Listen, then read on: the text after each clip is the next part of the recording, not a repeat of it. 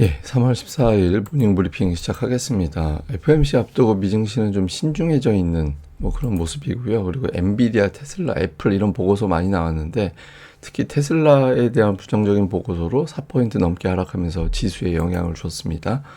우리 증시는 이제 밸류업부터 소외주들까지 한 바퀴 다 돌았거든요. 이제 만기를 지나고 나서 어느 정도 또 주도주의 윤곽이 나올 가능성이 있다라는 점 우리가 체크를 해봐야 될 것 같고, 특히 이제 만기 이후에 증시 대장이 무엇이 될 거냐. 그러니까 만기 때까지는 조금 시장에 긴장감이 있다가 이후에 일부 대형주들이 좀 풀릴 가능성이 있거든요. 그래서 2,700 넘기기 위해서는 종목 하나가 끌어주는 역할을 해야 되잖아요. 그럴 종목이 등장할 것이냐, 이걸 좀 체크를 해봐야 될 것 같습니다. 우선 미증시는 혼조라고 보통 표현하는데, 다우는 3M 강세 보이면서 플러스로 마감을 했고, 나머지는 좀 S&P 500과 나스닥은 하락했습니다. 근데 잘 보면 러셀 2000 지수가 올랐거든요. 그래서 오늘 대형주 몇 개가 지수를 끌어내렸고, 전체적으로는 관망 뭐 그런 분위기가 나타난 하루였다. 이렇게 보면 되겠죠. 우선 제가 뭐 이번 주 계속 말씀을 드리지만, 장기물 국채 발행이 좀 집중되는 주간은 금리가 올라가고 주식시장은 조금 좋지는 않은 그런 경향이 있거든요. 오늘 30년물 국채 발행이 있었는데 금리가 좀 높았습니다. 금리가 좀 높게 나오다 보니까 또 국채 발행 되는 주간에는 금리가 대체로 좀 올라가요.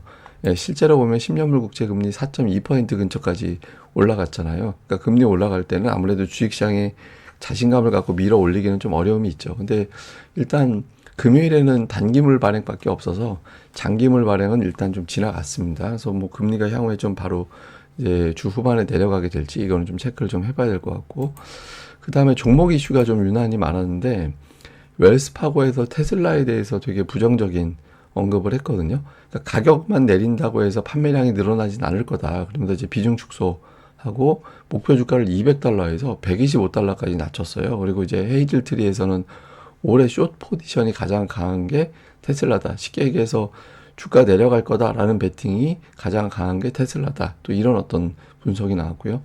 뱅크 오브 아메리카에서는 그 애플에 대해서 좀 긍정적으로 코멘트를 했거든요. 뭐 뿐만 아니라 최근에 애플 너무 빠진 거다, 과매도다 이런 주장들이 나오고 있어요. 그래서 뭐 여러 가지 악재에 대해서는 인정하나 그래도 지금 애플의 위상, 점유율 감안해 보면 주가가 싸다. 실적 발표 전에 매수해야 된다 이런 주장들이 있고요. 그리고 엔비디아 같은 경우는 수요가 좋다. 뭐 메타에서 공개한 자료라든가 이런 걸 볼 때도 수요가 좋고 메타에서는 뭐 대규모로 엔비디아 칩을 구매할 거다라고 얘기를 했잖아요. 그래서 왜 이렇게 구매하려고 하는지 이해가 된다. 뭐 이런 내용들이 좀 있었죠. 그런데 시장에서는 테슬라에 더 집중을 했던 것 같습니다. 4.5%는 하락하면서 170달러까지 깨지는 그런 모습이 나왔고, 이게 나스닥과 S&P 500 지수 하락을 유발을 하는 결정적인 재료로 작동을 했던 것 같습니다. 또 시장에 대한 이슈들도 있었는데, 제레미 그랜섬 같은 경우는 AI가 좋은 재료긴 하지만 이미 반영이 됐다. 그러니까 실적 좋다라는 거를 앞서서 반영을 했기 때문에, 그리고 또 증시 밸류 수준도 부담이 되는 위치라서 조정 가능성이 있다. 이런 주장을 했고요. 울프 리서치를 비롯해서 몇몇 곳에서도 이번 이제 FOMC 앞두고 매파적인 성향이 강할 거다. 금리 지금 작년도 12월 점도표에는 세 차례 금리 인하로 잡혀 있잖아요. 이번에는 2번 정도로 수정이 될 거다. 왜냐하면 6월 전에 CPI를 확인할 여유가 별로 없어서 실제로는 지금의 어떤 데이터만 놓고 볼 때는 금리를 3번 내리는 건 쉽지 않을 것 같다. 이런 주장을 했습니다. 근데 뭐 세 차례 인하 전망하는 데가 조금 더 많긴 합니다. 반면에 이제 JP모건에서는 증시가 단기 조정은 가능하지만 다시 오를 거다. 그러니까 AI 이슈가 증시 하락을 다시 방어할 것으로 전망이 된다. 그래서 뭐 단기 조정은 나올 수는 있는데 그렇게 걱정할 필요는 없어. 또 이런 주장을 하기도 했습니다. 그러니까 JP모건을 비롯해서 사실 그 애널리스트별로 의견이 다 달라서 뭐 이게 또 JP모건이라고 쓰기보다는 JP모건에 있는 분석가가 그랬다 이렇게 얘기하는 게 조금 더 정확할 것 같습니다. 근데 증시가 최근에 왔다 갔다 하잖아요. 그러니까 증시를 바라보는 시각이 살짝 달라요. 그러니까 이제 일반 어떤 운용사들 같은 경우는 좀 줄긴 했지만 상승 베팅이 여전히 강한 편이고, 근데 반면에 이제 레버리지 펀드 이런 데서는 주식시장 좀 밀릴 수도 있겠는데 이렇게 해서 좀 포지션상 좀 밀리는 그런 쪽 베팅이 좀 더 강하거든요. 그러니까 이게 포지션이 서로 다르다 보니까 이런 경우는 보통 증시가 일관되게 쭉쭉 올라가지 못하고 올라갔다 내려갔다 막 이렇게 치고받는 그런 형태가 나타나게 되거든요. 시장에 대한 시각 자체가 좀 달라졌다. 그렇지만 그렇다고 빠지진 않잖아요. 기업들의 실적 추정치를 분기별로 연도별로 보면 여전히 실적은 두 자릿수 가까이 전년 대비 증가될 걸로 기대를 하고 있거든요. 내년도도 그럴 것으로 보여지고, 그러니까 실적이 이렇게 좋은데 주가가 뭐 일방적으로 빠지는 건 또 아니지. 그러니까 이렇게 보는 시각이 있습니다. 그래서 지금은 일단 좀 치고받고 하는 FMC, 국채 발행 뭐 이런 등의 일정 때문에 조금 치고받고 하는 이제 상황이 이어지고 있는 거다. 이 정도로 보시면 될 것 같습니다. 자, 우리 증시는 어저께 좀 특징적인 모습이 있었죠. 그러니까 증권주가 다시 또 금융주가 다시 올라갔습니다. 제가 뭐 금리가 올라갈 때는 또 밸류업 종목들이 반응할 수 있다라고 말씀을 드렸잖아요. 그래서 좀 그런 모습이 나타났고 또 그동안에 좀 낙폭이 되게 컸던 종목군들의 회복, 뭐 위메이드가 게임 플러스 비트코인 이 두 가지 이슈로 강하게 올라가면서 움직임이 나왔는데 어쨌든 어떤 재료가 나오는 종목에 대해서 좀 단기적인 관심이 집중되는 그런 모습이 좀 있거든요.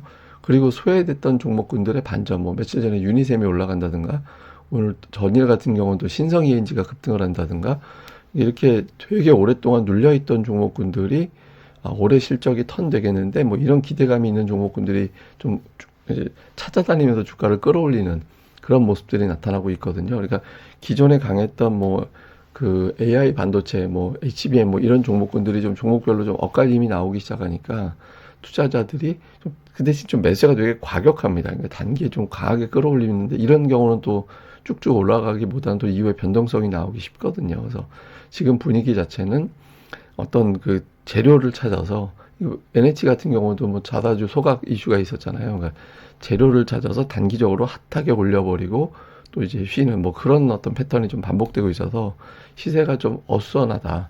이게 이제 최근 장세의 좀 특징 이렇게 보면 될 것 같고요. 또 그런 가운데 이제 수급이 좀 일관성이 없잖아요. 외국인 투자자들의 어떤 매매 동향을 보면 이틀 강하게 매도하고 매수하고 이틀 또 강하게 매도하고 매수하고 또 선물도 3일 매수하고 퐁당퐁당 이런 형태로 가는 그런 모습을 보이거든요. 그래서 일관성 있는 주포와 주도주가 없다 보니까 이제 지수도 좀 이제 불안정하게 움직이는 이제 그런 경향이 좀 작동하는 것 같습니다. 그리고 그 중심에는 삼성전자인데 삼성전자의 수급이 최근에 5일 연속 매도하면서 이제 외국인들 수급이 좀 불안정했죠. 근데 어제 외국인들이 강하게 매수를 했거든요. 그리고 삼성전자가 최근에 4일 중에서 3일이 오르고 있어요. 우리가 이제 못 느끼고 있어서 그렇지. 그래서 저는 삼성전자를 좀 주목해 보자. 그러니까 이게 이제 어떤 시장을 끌어들이려고 오늘이 만기일인데 만기 지나고 나서 삼성전자의 어떤 역할이 만들어지는지 이 부분을 좀 주목을 해봐야 될 것 같아요. 그래서 삼성전자의 흐름을 주목해 보자. 그러니까 근데 삼성전자 잘 보면 기관이 매수하는 날 플러스 나고 기관이 파는 날 마이너스가 나는 그런 형태거든요. 근데 이거를 이제 기관들 쪽보다 아무래도 외국인들이 주도권이 있다라고 봐야 되니까 그러니까 외국인들이 어떤 형태로 삼성전자를 끌어가는지 이게 단기적으로는 상당히 중요한 요소다. 이렇게 봐야 되겠습니다. 자, 시장을 좀 정리해 보면 소외주와 주도주 한 번씩 다 돌았거든요. 그러니까 뭐 반도체도 올라가고 소외됐던 종목도 올라가고 밸류업도 다시 올라가고 한 바퀴 다 돌았어요.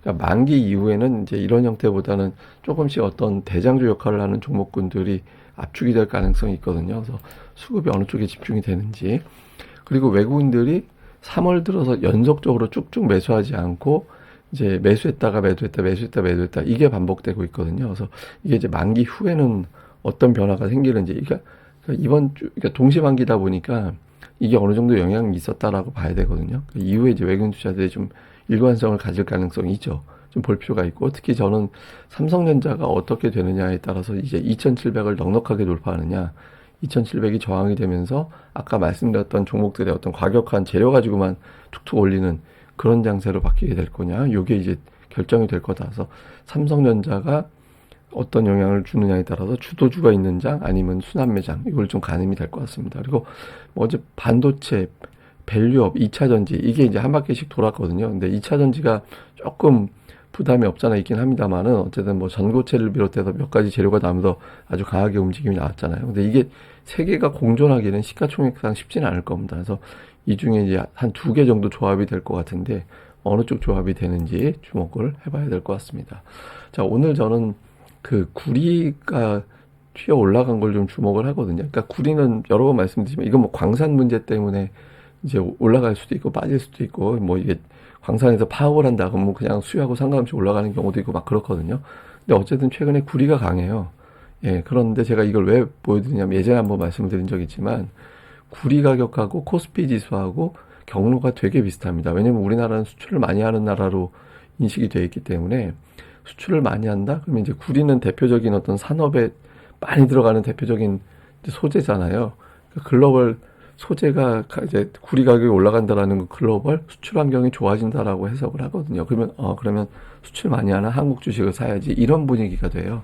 근데 이게 지금 최근에 구리 가격이 올라가고 있거든요. 근데 이 정도는 추세적으로 계속 밀고 올라가는지 확인이 좀 안 되지만 여기서 더 올라가게 된다라면 코스피 쪽의 상승 동력을 확보하게 됩니다. 주요 수출주들의 동력이 될 수 있거든요. 그래서 구리 가격이 어떻게 전개가 되는지 얼마 전에 한번 제가 설명드린 적이 있지만 이 부분 당분간 계속해서 주목해 보시는 게 좋을 것 같습니다. 예, 그리고 오늘 이제 이걸 뭐 PPL이라고 하긴 좀 그런데 제가 이제 가끔 다른 분들